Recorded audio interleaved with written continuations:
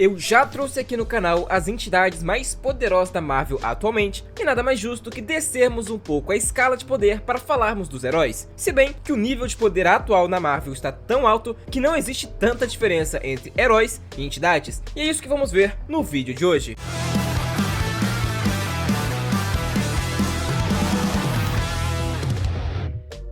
Depois de muitos anos parado nas HQs, graças ao fracasso do live action, os Inumanos voltaram a aparecer nas HQs e com eles, o seu líder, o poderoso Raio Negro. Blackagar nasceu na família real dos Inumanos e desde antes de nascer ele já era diferente. Experimentos genéticos secretos foram feitos com ele ainda no útero, numa tentativa de criar o governante perfeito. Esses experimentos funcionaram, mas com um custo altíssimo. Ao nascer, ele foi novamente exposto à névoa terrígena e seus poderes despertaram de forma extrema e instável. O principal poder do Raio Negro é a sua voz. Qualquer som que ele produza libera uma energia devastadora capaz de destruir cidades inteiras, abrir fendas no solo e até mesmo abalar montanhas. Um simples sussurro já pode matar uma pessoa e um grito pode arrastar um país inteiro. Esse poder vem com direcionamento de elétrons, algo que o próprio corpo dele gera de forma natural. Ainda bebê, Blackagar acabou causando a morte dos próprios pais ao chorar. O grito liberou uma onda de destruição que matou o rei e a rainha instantaneamente, bem como destruiu todo o país como se não fosse nada. Já adulto e com o controle total de seus poderes, o Raio Negro demonstrou que pode destruir tudo com a sua voz, pode criar objetos, manipular a matéria, tem telepatia e telecinese, junto com super atributos e uma série de outras habilidades. Ele é um dos poucos heróis da Terra que não precisa de um aumento de poder para encarar seres cósmicos e entidades, e por isso entra para o vídeo. Como os próximos heróis receberam mais poderes enquanto ele ficou parado no tempo, ele fica mais abaixo, mas geralmente o personagem escala a seres divinos e cósmicos. E falando em personagens que ficaram meio que parados no tempo, o Sentinela morreu anos atrás, mas a Marvel já anunciou o retorno do personagem na forma como conhecemos e amamos, na forma de Robert Reynolds. Apesar dele não ter reaparecido ainda, o simples fato do Sentinela ser o Sentinela já me obriga a colocá-lo na lista. Robert Reynolds era um adolescente comum, um estudante do ensino médio que sofria de problemas mentais graves, como esquizofrenia, ansiedade e transtornos que o deixavam vulnerável. Em uma tentativa de se drogar, Bob invadiu um laboratório secreto ligado ao projeto Sentinela, que era uma continuação falha do soro do super soldado que criou o Capitão América. Esse soro experimental, chamado Soro Sentinela Dourado, era muito mais potente e instável. Bob roubou e bebeu o soro achando que ia ficar alto, mas em vez disso ganhou o poder de 1 milhão de sóis explodindo. O soro alterou suas moléculas de forma que ele ganhou poderes insanos, sendo considerado por muitos o mais poderoso e ameaçador do planeta. Ele ganhou uma força sobre-humana capaz de encarar e às vezes até mesmo superar o Hulk e o Thor, junto com uma velocidade muito maior que a da luz, voo interestelar, manipulação da matéria e a capacidade de manipular energia. Também conta com regeneração quase instantânea, imortalidade, invulnerabilidade extrema, projeção de energia solar, inteligência genial e até mesmo poderes psíquicos. Com seus poderes fora de controle, até mesmo o Hulk já sentiu medo de encará-lo e já foi mencionado que ele podia causar um estrago ainda maior que a Feiticeira Escarlate no dia M. Eu realmente só vou deixá-lo mais abaixo porque não sabemos como a Marvel vai trazê-lo de volta e o seu nível de poder nesse processo, mas levando em conta que já foi anunciado que ele vai vir para lutar com o Hulk pelo título de mais forte de todos, eu diria que vai vir com um nível lá em cima. Mas avançando, o Hulk sempre foi um verdadeiro monstro dentro dos quadrinhos, e isso vem desde a sua primeira aparição até os dias de hoje. É mais um personagem que eu vou precisar focar nos feitos atuais, já que listar tudo o que ele já fez até agora seria quase impossível. Na verdade, só para listar os seus principais feitos eu já precisaria de um vídeo inteiro, mas felizmente o Hulk dispensa apresentações. O personagem teve um tratamento de luxo a partir de Immortal Hulk, recebendo não só grandes feitos, como uma história que se consagrou como uma das melhores da editora. O problema é que Bruce Banner tentou tomar o controle do Hulk à força, e obviamente isso se tornou um grande problema e o Hulk passou a tomar conta do corpo permanentemente. Bruce ficou preso dentro de uma prisão mental da mesma forma que fez com seu alter ego, e o Hulk ressurgiu como o Filho Fraturado. Essa nova personalidade mistura um pouco do Hulk selvagem, cicatriz verde e leves traços do Hulk cinza, mas em questão de poder bruto, pode ser uma das mais poderosas. Lembrando que eu já tenho um vídeo aqui no canal listando todas as personalidades do Hulk, e se você quiser saber mais, só clicar no card que eu vou estar deixando em cima do vídeo. Enfim, essa personalidade pode ser a mais poderosa de todas, levando em conta que ele bateu de frente com Thanos. Isso é algo que o Hulk nunca foi capaz de fazer, apesar de fisicamente ser páreo ao Titã Louco, mas no geral, o Thanos sempre teve uma vantagem muito grande. Tanto é que em sagas mais antigas, ele usava o Hulk como arma para atacar os Vingadores, mas nesse último embate, os dois ficaram pau a pau. Hulk não só se igualou em força, como estava resistindo aos ataques de energia do Thanos. Lembrando que o Thanos é um personagem que humilha humilha com frequência arautos do Galactus e já bateu de frente com um Galactus enfraquecido e Odin. Lembrando também que aqui eu não estou considerando o Hulk infernal, porque aí já não é bem uma versão do Hulk, é uma mistura de Hulk com os poderes da Mãe dos Horrores. O corpo é do Hulk, mas a mente de Bruce está fora e o poder é de uma entidade superior, então não sei se seria muito válido colocá-lo na lista, mas caso vocês achem que merecia entrar, eu jogaria o Hulk facilmente para terceiro ou segundo da lista, mas mesmo assim, não ficaria com o primeiro lugar. E avançando para o sexto e surpreendendo muita gente, eu coloquei o Surfista Prateado. Muita gente não prestou atenção e o Surfista Prateado acabou recebendo um aumento de poder insano nas páginas das HQs da Tempestade. O Inverno Sombrio retornou,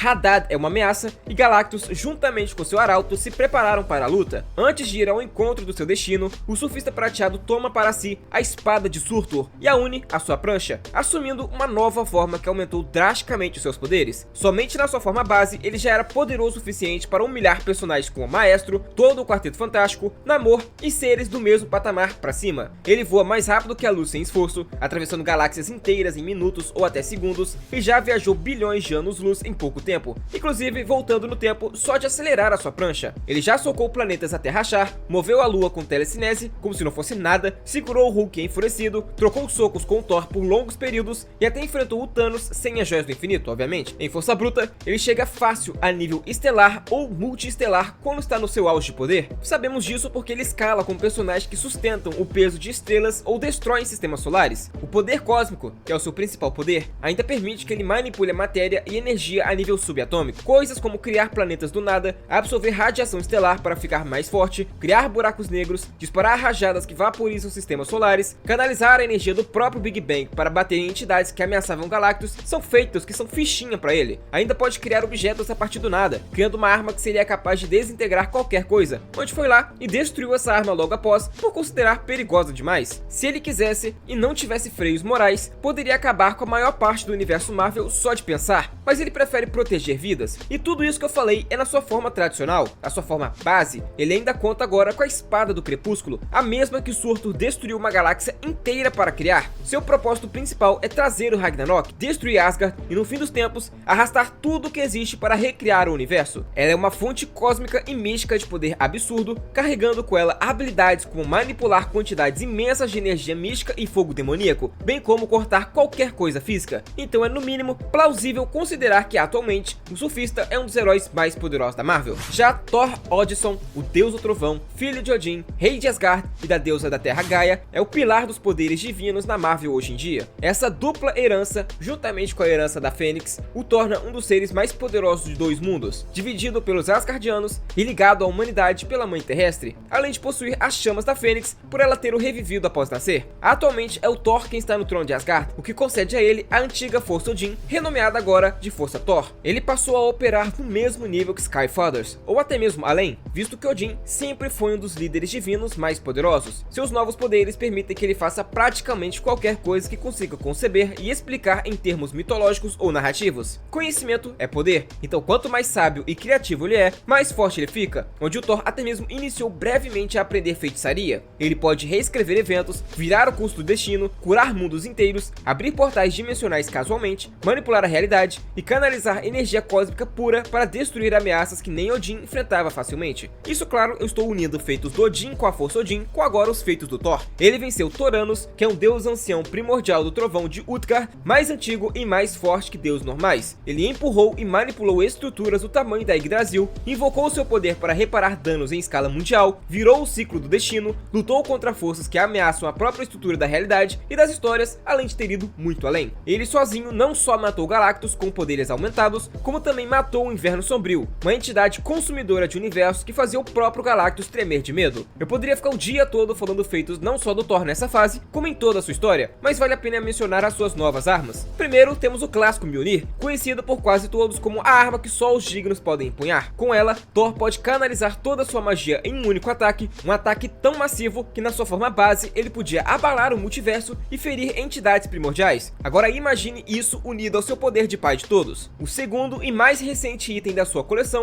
é o Yogg-Jord, uma arma criada após Thor humilhar Zeus em combate. Thor, em vez de absorver o poder diretamente, o que ele tinha plena capacidade de fazer, usou sua magia e sabedoria para transmutar o raio dourado de Zeus em um cinto dourado. Esse cinto deu a ele uma resistência fora de série à magia, onde o Thor ela até mesmo implica que nem o controle narrativo do Loki seria eficaz contra ele agora. Isso e muito mais que eu não falei para não alongar o vídeo, deixa o Thor em quinto como o herói mais poderoso da Marvel. E olha só, apesar de não estar atuando como antes, Franklin Richards ainda é um dos seres mais poderosos não só da Terra, como do multiverso. Ele deliberadamente escolheu não usar mais seus poderes, mas ele ainda os tem e pretende mantê-los escondidos até ter maturidade bastante para usá-lo. Mas isso não muda o fato de que ele ainda é extremamente poderoso, com um nível de poder tão elevado que ele consegue criar planetas, estrelas e até universos inteiros. Operando no patamar cósmico, Franklin demonstrou feitos incríveis como destruir celestiais e ressuscitar o Galactus como seu arauto. Ele é classificado pelos celestiais como modelador universal, um título dado àqueles que conseguem reconfigurar o cosmos. O seu domínio se estende às leis fundamentais da física, permitindo criar ou anular buracos negros, reverter a entropia, modificar a velocidade da luz e até reescrever a mecânica quântica e a geometria do espaço-tempo. Além da manipulação de realidade, Franklin possui habilidades psíquicas devastadoras, como a telepatia, que rivaliza com a de Charles Xavier. Ele também consegue canalizar energia cósmica para disparar rajadas letais, tendo inclusive desintegrado temporariamente o demônio Mephisto dentro do próprio inferno com um único ataque. Isso enquanto ainda era uma criança. Devido à sua ligação com energias cósmicas, ele envelhece de forma extremamente lenta e possui o potencial de interromper ou reverter o seu próprio envelhecimento. Isso o faz permanecer ativo e no seu auge, mesmo após milênios em certas linhas temporais, assistindo o fim do universo, assumindo o posto do Galactus na chegada do próximo. Mas antes de irmos para o top 3, não se esquece de deixar o like e se inscrever se estiver gostando, que ajuda muito o canal a continuar crescendo e me ajuda a continuar produzindo conteúdo para vocês. Valeu! E vamos para a terceira, que eu coloquei, a Tempestade. Continuando com Mutantes, a Marvel teve um carinho especial pela Tempestade nos últimos tempos e fez dela uma verdadeira deusa. Claro que ela sempre foi muito poderosa, até mesmo sendo oficialmente classificada como nível ômega, mas ainda tinha limitações. Ororo é uma manipuladora do clima que em raras ocasiões atingia o patamar de poder que beirava ao de divindades reais, até mesmo usando a fé dos wakandanos para aumentar o seu poder. Mas tudo mudou a partir de 2024, onde ela passou por uma ascensão cósmica enorme. Ela se torna a hospedeira da eternidade, a entidade que representa tudo que existe. Tudo começa no início da série, quando a eternidade observa Ororo de longe e a escolhe como digna, a escolhendo para se unir a ela. Não é só um poder emprestado, como um arauto de Galactus, por exemplo. O escritor confirmou que é uma união verdadeira. Eternidade se torna Ororo e Ororo se torna eternidade. A partir daí, ela vira a Tempestade Eterna, uma forma onde o corpo e a essência dela se fundem com a entidade cósmica, ganhando poderes insanos que vão muito além do controle climático normal. Com essa união, seus poderes assumem uma escala universal e aumentam seu leque de poderes para manipulação da realidade, tempo, espaço, matéria e energia em nível cósmico. Com esse aumento de poder, ela bateu de frente com o Esquecimento, Hadad, que estava usando o Inverno Sombrio como arma, Infinito e até entidades como Abraxas. No capítulo 4 da sua HQ solo, ela tem uma visão do futuro onde, combinando a eternidade com Abraxas, ela atinge uma escala ilimitada de poder. É tipo infinito sobre o infinito, tornando ela uma das versões mais overpowers da personagem. Mas a união não é perfeita nem ausente de conflito. Eternidade possui o corpo dela em certos momentos, nublando sua memória, cometendo atrocidades cósmicas usando o corpo dela. E Ororo luta contra isso internamente. Ela vê Eternidade como um ser sedento de poder e em picos da história, Eternidade abandona o universo para pedir ajuda ao The One Above All contra o Hadad. Isso deixa a personagem sem os poderes da Tempestade Eterna. Aí ela perde o status de ser mais poderoso do universo e volta a ser só a Ororo Monroe. Já a Feiticeira Escarlate sempre foi um dos seres mais poderosos da Terra, ao ponto que, ao perder o controle, encarou todos os heróis da Terra e alterou todo o multiverso. Mas o nível de poder que ela atingiu nos últimos anos faz com que tudo que ela fez antes fosse meramente uma piada. Ela é um ser nexo, funcionando como uma âncora que sustenta a saúde mágica de todo o multiverso, o que significa que a sua existência é vital para a preservação da realidade. Diferente de outros feiticeiros que precisam extrair energias de fontes externas, o poder da Wanda é intrínseco e independente. Se toda a magia do universo morresse, a dela permaneceria, pois ela é a origem do nó de onde a magia flui. A sua capacidade de manipulação da realidade é absoluta, permitindo controlar a causalidade e a probabilidade para alterar eventos físicos instantaneamente ou reescrever a biologia de seres vivos. Ela domina a chamada força vital, o poder da criação absoluta, que permite gerar vida do zero ou criar universos inteiros, coisa que ela inclusive mostrou que consegue fazer recentemente. Em termos de combate, Wanda é capaz de bloquear explosões de conceitos metafísicos e regenerar-se instantaneamente de qualquer dano físico. A sua autoridade sobre as leis da existência é tão grande que Agatha Harkness chega a compará-la ao Tribunal Vivo, sugerindo que o seu poder vai além da compreensão humana e atua numa escala de arbítrio multiversal. Sem contar que, atualmente, ela é quem está no posto de Mago Supremo, e como foi visto com o Doutor Destino, o posto com concede um aumento de poder absurdo ao mago, então chega a ser até mesmo difícil achar um limite para os poderes da Feiticeira Escarlate, mas ela ainda não conta com o primeiro lugar do vídeo de hoje. Esse posto ficaria, é claro, com ninguém mais, ninguém menos que a Jean Grey, revelada recentemente como sendo a própria Fênix em sua verdadeira essência. A Força Fênix é uma das entidades cósmicas mais poderosas do universo Marvel, representando a vida, a paixão, a morte e o renascimento em escala multiversal. Ela é basicamente a encarnação do fogo primordial da criação, capaz de destruir e recriar galáxias, estrelas, planetas e realidades inteiras. A relação entre Jean Grey e a Força Fênix é um pouco complicada e profunda. Não é Jean usando o poder da entidade. Em muitos momentos, Jean Grey é a própria Fênix, ou pelo menos uma parte essencial dela. A Fênix vê a Jean como sua mãe, filha ou parte de si mesma, dependendo da história. Isso foi confirmado e aprofundado em arcos recentes, onde Jean Grey ascende ao panteão cósmico ao lado dos abstratos, sendo chamada de a pessoa mais poderosa do universo, ascendendo além da própria divindade, integrando-se com uma força essencial da natureza cósmica. Elas têm uma conexão eterna. Quando Jean Grey morre, sua mente vai para a sala quente branca e se reconecta com a Fênix. Já quando a Fênix precisa renascer, muitas vezes volta para Jean Grey ou usa fragmentos dela para isso.